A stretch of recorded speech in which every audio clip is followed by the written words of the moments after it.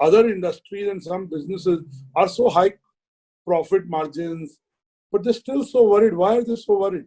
You explain to me that because they will, people will move from expensive things to more value for money. I mean, that's how I interpreting it. But why can't they think of out of the box strategies, and with their preeminent positions, what is preventing them to reinvent their businesses? Actually, it is not so easy. The business model they have, which has high margins, uh, having high margin, they have also high cost. So the operating costs are very high, and especially for those who are operating in the organized sector environment, right from manufacturing to marketing and then retailing. So the cost of retail today has gone up to about, let us say, 30% of your total cost. So when you are operating in a shopping mall environment, your retail cost is 30%, whereas when you are dealing with the same product in an unorganized environment, the cost is hardly 5%. And so there is clearly 25% extra overhead cost, which the consumer would not like to pay. This is one. Second is, as far as manufacturing is concerned, products manufactured by organized sector has definitely higher cost because they comply with all statutory requirements and their compliance rate is very, very high. And secondly, they employ expensive people and they pay a salary which is handsome. Whereas in the MSME sector, and especially in the footwear and apparel sector, the salary paid to the all overall employees are at least 25 to 50% lower than what they can earn from other sectors. So therefore, this sector offer value for money products, whereas some other sectors do not offer value for money products, and they charge hefty premium for their brand and for their distribution network. Take for example the mask available in the market, or maybe the sanitizer available in the market. There is no reason why they have to be so expensive. The cost of the material of a mask is not more than 5 rupees, whereas it is available from 50 rupees to 200 rupees. If sanitizer is produced from a petroleum product, petrol is 60 rupees liter, whereas sanitizer are available from 250 rupees liter to 500 rupees a liter. So this kind of high margin is probably become the mantra for most of the business houses in the But country. this is in some way profiting from the need, or this is a showcasing of greed, because this is not just business; it is saving human lives. There should be reasonable margins in business. So I hope some people who hear your interview, they hear your advice, they are able to pull back on margins. And government did the right thing of in some way trying to cap the pricing of some of these things so that they are available to everyone. But I guess there is still a long way to go. Abhinav, you were asking a question. Mr. Gupta, I'm glad you mentioned margins. So let me get your attention to players who cut down the margins and forget margins in the era of, in the phase of giving discounts, they even forget the creators. I'm talking about e-commerce players. How has your business been? How has the response of e-commerce players and the consumer sentiment, especially in these times? Has your company, has your brand seen a surge in demand from e-commerce players these days? Or how do you see this demand going ahead, especially from the e-commerce See, point of view? in the present uh, period of Corona, uh, e-commerce is not allowed to sell other than non-essential goods. So therefore, we are not selling anything on e-commerce right now. Going But ahead, earlier, yes. Going ahead, you see, most of the products which sells in bulk on e-commerce are those products where there is arbitrage of price prevailing in the market at retail, and they offer that same 25% markup which they allow to the organized retailer as a discount to the consumer. So where the margins are high, which probably can be curtailed through e-commerce, those business will continue to, I would say, grow on e-commerce. But where the margins are reasonable at retail level, then probably e-commerce has very limited role to play. For example, foreign brands versus Indian brand. All foreign brands of sports shoes or other dress shoes have huge markup. From cost, the markup is 4 times. The entire supply chain earn their margin and provide services. And footwear and apparel, you don't sell 100% at full price. You sell only 50% at full price, and rest is discounted by 15% to over 50%. So therefore, the margins are very, very reasonable in apparel and footwear, whereas in many other goods, they are unreasonable. Post the lockdown, do you see a change in the consumer sentiment as far as demand for value footwear brand like yours is concerned? I mean, will there be a change in categories of demands? People will go for certain products. Even let's say, let me build on Abhinav's question. Let's say if last till September or October, let's say the sentiment. So one, what will be the loss to the business overall? Second, what will be the loss to your business? And third question, when do you think you will be back to your numbers that you were doing pre-corona? You see, as far as quantity is concerned, I expect 10% loss of business all across footwear and apparel category.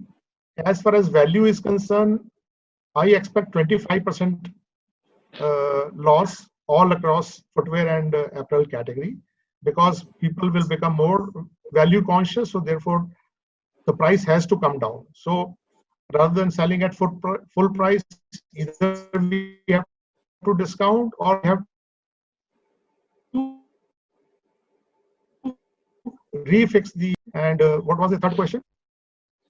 Third question is, when do you estimate that you'll be back to your original levels of sales?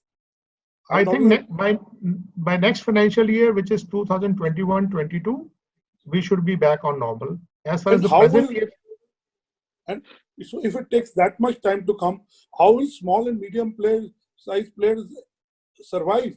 Exactly. Because there is, that's a company like yours may still be able to absorb, because you may have cash in your books, you may have as promoters money, and you have a very strong brand, very strong distribution. But a lot of MSMEs, yours is a large industry, but I'm saying the value chain of retailing, if the margin of a retailer is 15% and 10% goes away, he'll have to survive on 5%. And that may not be good for his overheads if his shop is on rental or his team salary. Right. So tell us, how do you see the future? How do you see everyone in the value chain readjusting their way of doing business? In my view, probably the old saying was that now we are passing through such a bad. The bad time is continuing since 2008. The business are suffering, especially the manufacturing sector is suffering since 2008, and the bad times has not passed away. So most of the businesses are cash starved, and most of them, I would say, are working on borrowed money.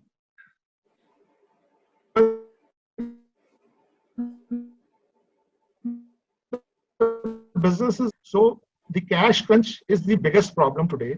And in my view, the business which are up to the size of, let's say, 2 crore annual sales, whether manufacturing or distribution or retail, will see casualty up to minimum 25%.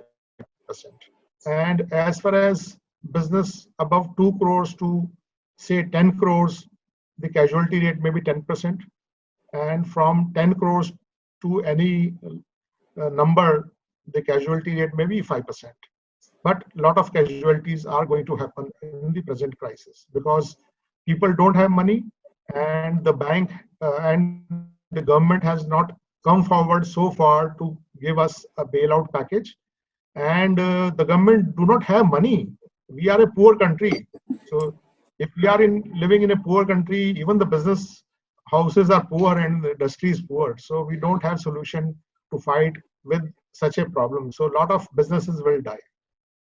So Prime Minister recently said that the one biggest lesson of Corona is that we have to be self-reliant as a country, self-reliant as entrepreneurs, self-reliant as individuals. Second thing that is being said is that post-corona, manufacturing may shift from China to India. Can you comment on these two things? Do you really see manufacturing shifting from China to India?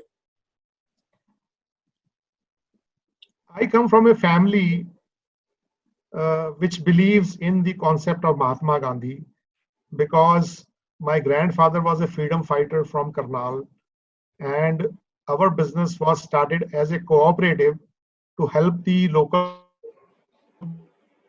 powders of Karnal with the inspiration of Mahatma Gandhi. So our family have always believed in the Mahatma Gandhi concept of do it yourself and Swadeshi.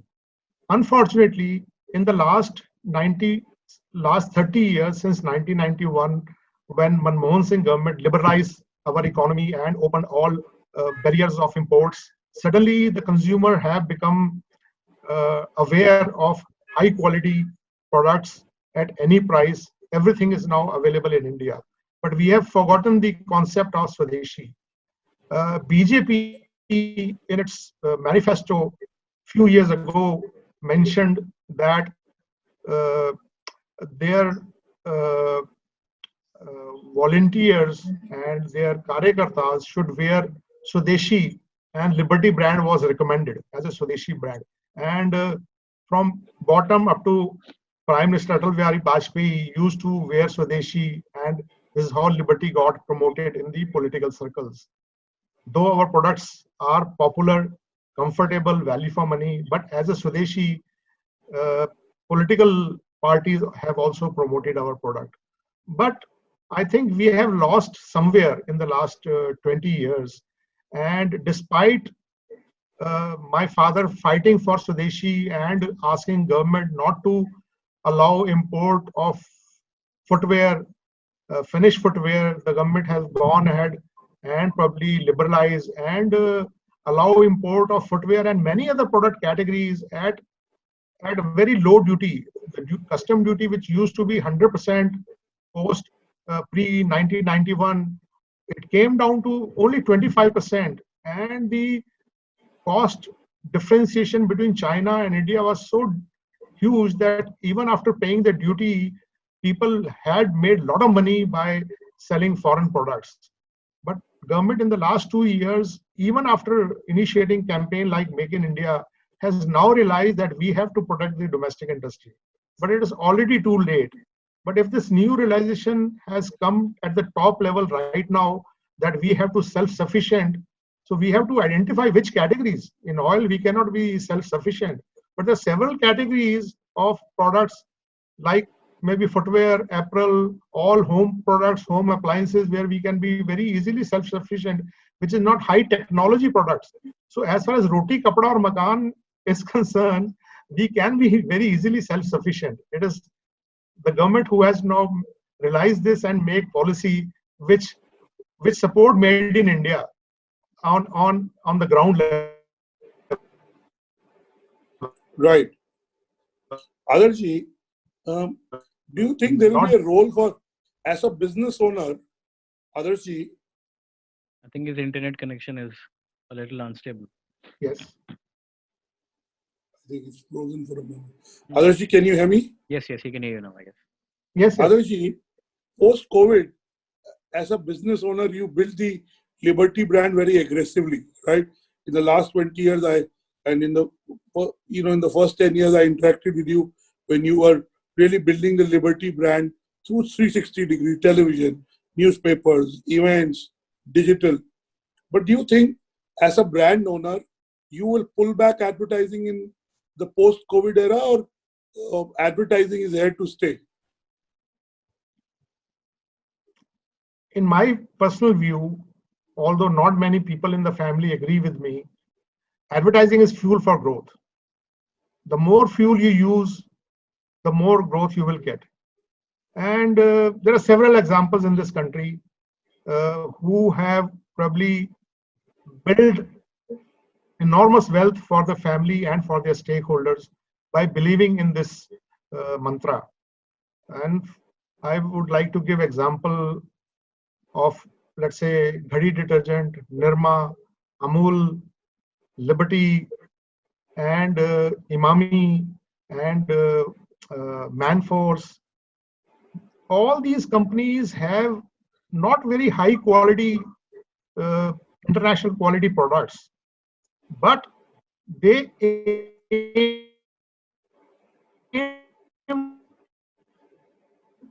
the level of they paid a lot of attention to packaging, marketing, brand building, and positioning.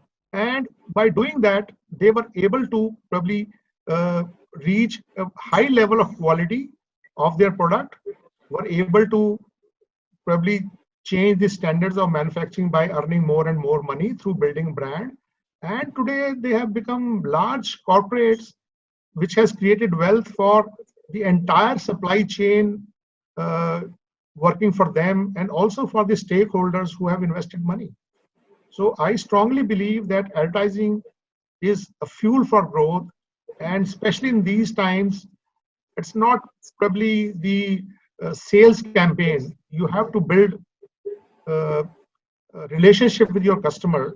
So you have to understand their emotions and need of the hour. So the brand communication has to be very different today. It should not be look like a distress sales effort.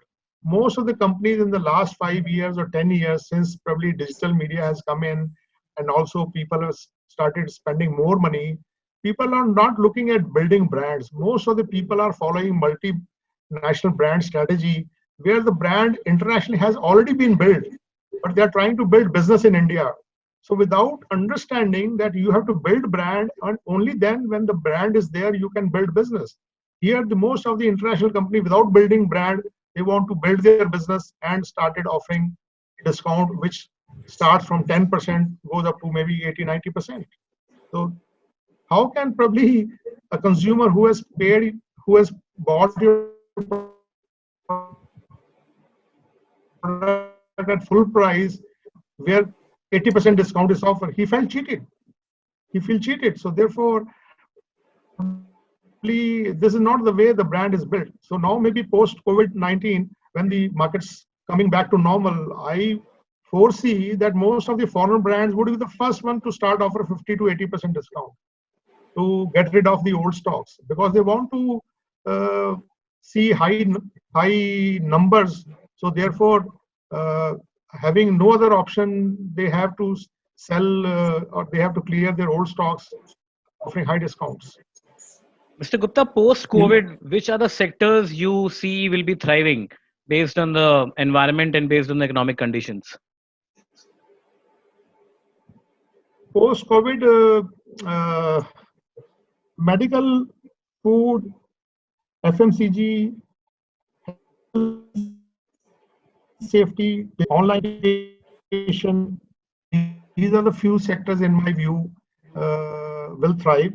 And out of these sectors, uh, I think health and safety is going to become a new sector altogether, which was not existing earlier. Mm-hmm. Pharmaceutical, you mean? And a big volume coming in products like gloves, like maybe PPE kit, or maybe mask or sanitizer, or maybe the safety equipments. Because like railways is working and airports are not working, that how do we restart taking precautions? So there is no way it can start until they have some equipments in place which can check, which can sanitize the people going into these places, and without checking their temperature. So the new equipments and new facilities are going to be created to check the health safety of the people who want to go to the public places. Thank you. My last question to you. What is your advice to entrepreneurs, whether large, mid-sized, or SME entrepreneurs? What's your one advice to them? Or a couple of pieces of advice? I think it is very important to maintain relationship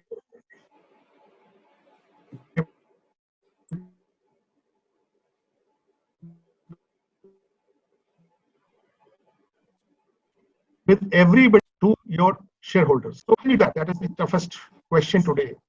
So All in my view, stakeholders. to be all the stakeholders. moderate, yet you have to be very smart in running your business. Yes. And simultaneously, you have to be generous in building trust of the consumer and your employees. You can't say that I have certain terms and conditions with you and I will not go out of the way to probably help you. So to have partners who are associated with you, only then probably we can fight with this problem successfully. Thank you, Adarshi. Thank you for your practical inputs. And I thank you for bringing some ideas and concepts that have, so to say, gone out of the window. So thank you for bringing them back into the focus. I hope our viewers and readers learn from your inputs and benefit from your inputs. And we From a look forward to veteran. having your conversation. From a veteran like yours who has seen so many seasons. So, yeah. Say again? So, Abhinav is saying you're a veteran who's seen so many seasons. So, they will learn from your advice and your inputs and your practical point of view. So, we wish you luck and we look forward to having you again on a show with us soon, hopefully in happier times and post-COVID times, and analyze what happened in these few months while COVID was there. Thank you once again. Thank you. Thank you very much, Thank you, Ragji, for your kind words, and thank you, Abhinavji. Thank you. Thank you.